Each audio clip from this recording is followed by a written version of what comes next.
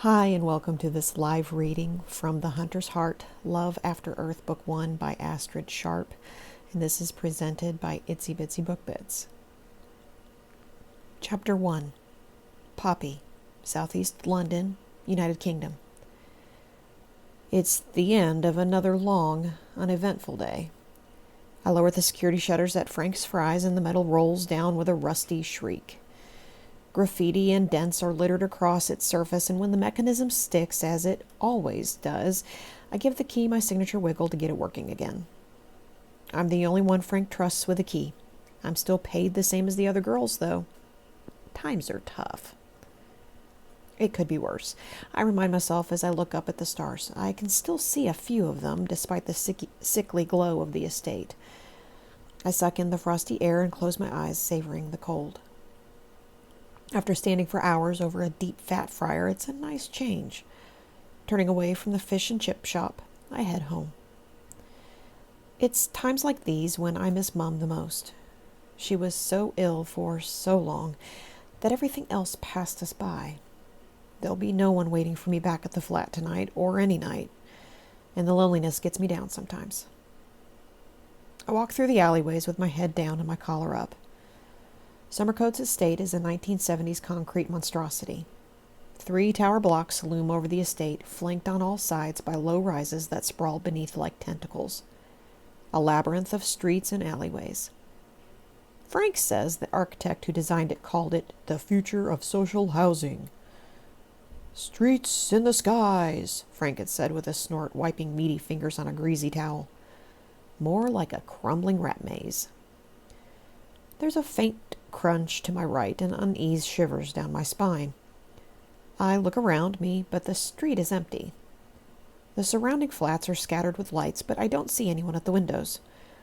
I stride out into a pool of light from a street lamp overhead, the entrance to my tower block in sight. There's a heavy thud behind me. Thick arms grab me around the waist, pulling me into the shadows. I'm dragged into the darkness, my boots scraping uselessly against the pavement. A cold, wet hand clamps over my mouth, choking my scream. It's followed by a sharp prick of pain as a needle plunges into my neck. My muffled cries and desperate struggles are the only sounds I hear as the shadows close in, taking my world with them. I jolt awake, my heart pounding against my ribs like it's about to burst out of my chest alien style. My eyelids are too heavy to open. I try to sit up, but I only manage to raise my head an inch off the ground. There's a slight resistance against my neck, and my head flops back against hard metal. The surface is flat and smooth like a table. My ears are ringing, and my mind is sluggish. The memory of being attacked hits me hard and fast. My whole body tenses. I'm not lying on the pavement. I must have been drugged. Panic grips me by the throat. My muscles contract painfully, coiled to run, but without the energy to do more than tremble. What the fuck? Why would someone drug me? Who would abduct me? What have they done already, and what else are they going to do? My stomach heaves. Calm down. Think. I focus on my breathing, gulping down air until the cramp in my limbs begins to ease and my heartbeat steadies. Apart from the grogginess and dull headache, I'm not in pain anywhere else. In fact, I'm still fully dressed. My skinny jeans and work shirt scratch against my skin. I still smell of batter, grease, and vinegar. It's familiar and comforting. The sick bastard who grabbed me hasn't done anything. Yet. I'm not sure if I should be relieved. I guess it depends if he's still here. I notice a wheezing and croaking sound on my right, but I don't hear anything else. Cracking open my eyes, I'm blinded by a yellow light above me, and I turn my face to the side. It takes my eyes a second to adjust. Despite the piercing light above, the rest of the room is dim. Either that, or I'm still feeling the after effects of whatever crazy cocktail I've been injected with. The shadows coalesce, forming shapes that I recognize. There's a young woman laid out on a metal table beside me, presumably like the one I'm laying on. She's wearing a party dress, jacket, and heels. Her long blonde hair is a wild mess.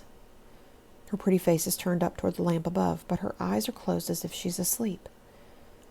Glowing bars are strapped around her limbs and chest. I glance down at my own body. Yep, same glowing bands. The lamp above the blonde descends, and it's then I notice the figure standing beside her. My limbs jerk and shiver against the restraints.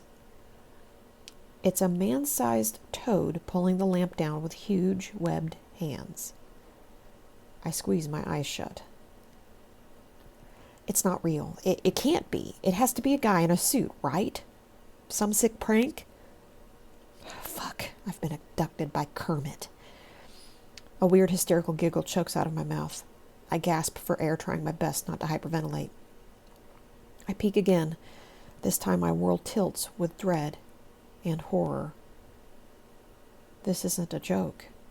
The way it moves, the sweat on its skin, the flicker of intelligence and malice in its eyes. It's nothing like the fuzzy puppet, but it is frog-like, or toad-like, I should say. This thing is freaky. It's standing on two webbed feet, its thick muscular legs out of all proportion to its shorter arms. It's tall, at least over 6 foot, and strong judging by the cords of muscles on its limbs. It wears a black boiler suit with a utility belt full of surgical needles and horrific blades. Its skin is dark green, with luminous jade markings. It looks wet, slimy, and utterly repulsive. However, its head is the worst thing of all. There's no neck, only thick shoulders curving upward toward a huge, bulbous mouth. 2 bulging eyes, each one the size of my fist, sit on top of its flat nose. The wheezing and croaking are coming from the monster. As it inflates its throat and snaps its rubber lips, I realize it's talking. I can hear another voice, but there's a crackle to it, like it's coming from a loudspeaker. My ears pop, and I'm dizzy for a moment. An eerie sensation washes over me as if something inside my brain has switched on. Synapses fire, and the sounds that the monster makes aren't wheezing croaks anymore, but words. The sounds have meaning, and my brain understands them. I'm almost done. One more language download to go, he says. Its voice is a deep baritone, so I presume it's a he. The monster peels back one of the blonde woman's eyelids with a long silver tool. He pushes the lamp directly over her unfocused iris. She's unconscious. Thank God. I guess I was too, and I'm grateful for that when I see the light change to a bright blue laser. Her body jerks against the restraints in a terrible involuntary way, as if she's having a fit. It stops immediately as the light changes back to yellow. So, are they suitable? Asks a disembodied voice.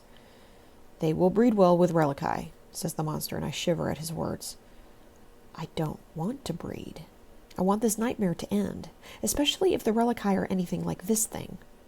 The monster returns the lamp to its original position and removes the tool from her eye, dropping it to a nearby dish with a clang. She groans, her eyelids fluttering. They're awake, he says, looking past me. I turn my head to follow his gaze. 3 more women are laid out on the other side of me in a row like a morgue. The blonde screams a high-pitched, hysterical sound. The monster winces and stabs at a button on the lamp. Her scream is strangled as her whole body becomes rigid and her joints lock. Pain contorts her pretty features into a mask of horror. Please, leave her alone! Stop! I shout, but he takes no notice of me.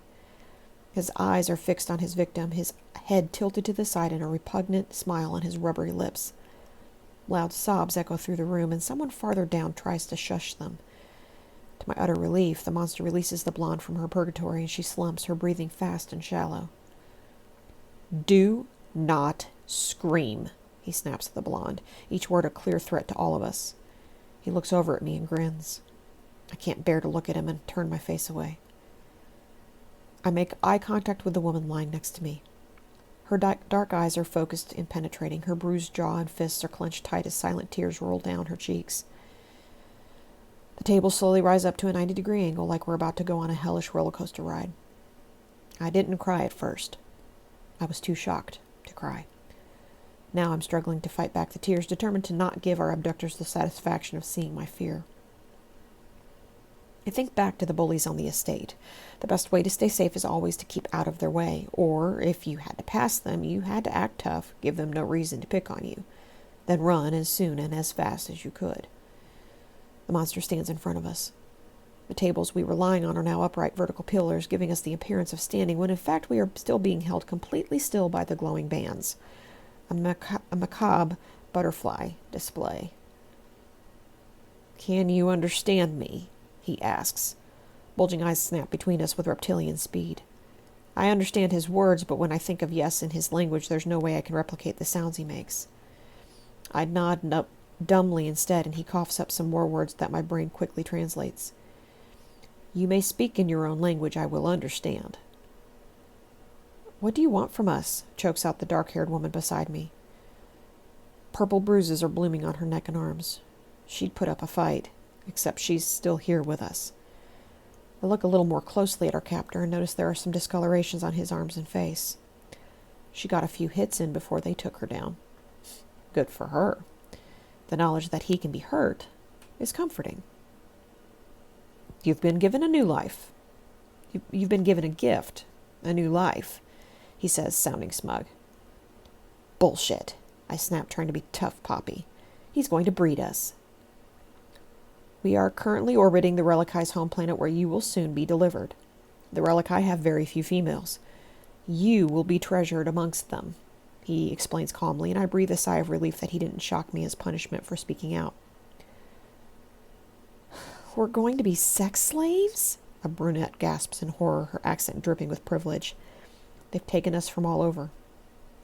Curious eyes strain to get a better look at her. She's draped in an oversized cashmere jumper with perfect Dior makeup and Ugg boots. She sounds like one of those socialites from Chelsea. The monster is getting impatient. His skin ripples like a chameleon's as he shifts his displayed feet. "They are a peaceful race. Your life will be better there." "Then how come you didn't ask us to sign up, be tributes, or whatever?" When his slimy gaze focuses on me, I instantly regret drawing his attention for the second time.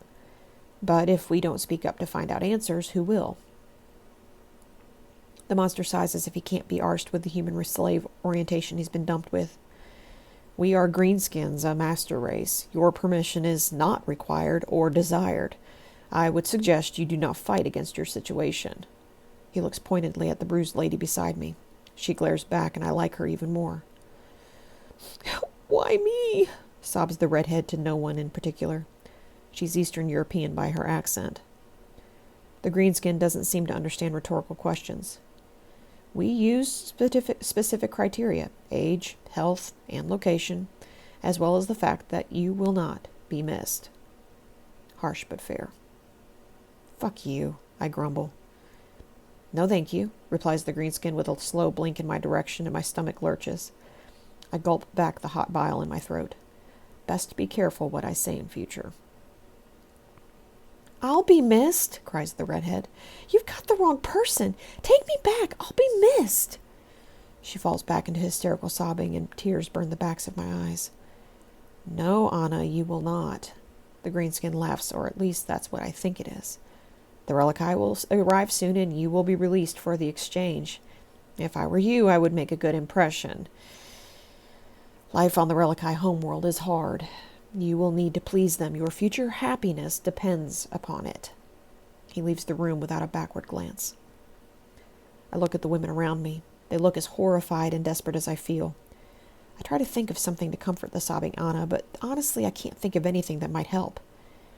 "At least you've got your health," and all the other crap I heard after Mum died doesn't quite cut it right now.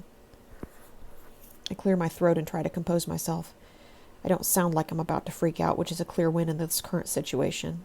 I take a deep breath, resolving to stay strong no matter what. Somebody has to. When Mum was dying, I managed to take care of everything for years. I can do this. "I'm Poppy." There's silence for a moment, and the fighter beside me speaks up, her voice a brittle whisper. "Harpreet." "Siri," says the blonde, her Welsh accent awash with tears. "Louisa," adds the brunette. Anna cries some more, and I don't blame her. "I can't say everything's going to be all right, but if we stick together, we're safer. He said that he'd release us and that we needed to make a good impression. Something about that doesn't sound right. Why would we need to make a good impression if we're just slaves? I'm thinking everything's not legit with this sale. Maybe there's a chance we could escape, or at least show these relici we're a pain in the ass, I say, thinking out loud. I can fight, Harpreet says, looking directly at me. Her eyes are hopeful, and I try to focus. Okay, I say, not entirely sure what she thinks I can do about it. I woke up when they grabbed me, and I fought back. Their legs are strong, but their arms and core are weak.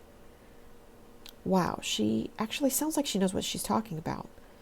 I nod, comforted by her strength. We can do this. Louisa snorts with disgust.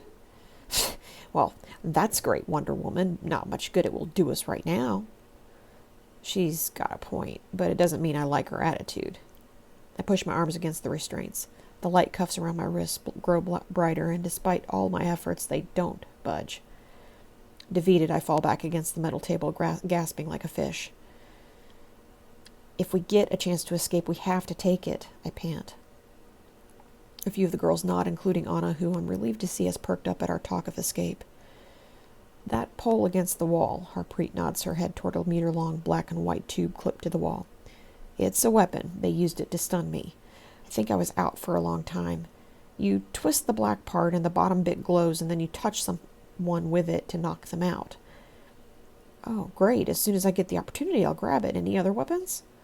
I'm speaking with more confidence than I feel, but what other options are there? They don't like screaming, Anna shivers. No shit, Sherlock. Not exactly a weapon, though, is it? Snaps Louisa. I ignore Louisa and look at Anna. She looks browbeaten, defeated. Fucking Louisa. She's right. That's a good point, Anna. I think it hurts them when we scream. I swear he winced. He did, agrees Siri, and well, she should know. Poor love. How many of them are there? I ask, looking around at my fellow prisoners. Harpreet gives a bitter smile. I broke their sedative guns, so they had to bring me on board themselves. I only saw 2 others and that one. I guess there could be more, but I don't think this is a very big ship from what I saw. You're going to get us killed, grumbles Louisa, causing creases of worry to line Siri's and Anna's faces. Cold foreboding washes over me. I shove it to the back of my mind as I grit my teeth and force confidence into my voice. My mom wouldn't have put up with this shit, and neither will I. She used to say that if you allow people to treat you like dirt once, you'll start to believe they're right. You always had to stick up for yourself on the estate, and I'm not going to start being a coward now. You can rely on yourself, and I'm not going anywhere without a fight. I have no idea how we're going to do it, but we've got to at least try, because what's the alternative? A life of forced breeding? No thanks. We're going to fight back, take control of this ship, and then we're going home.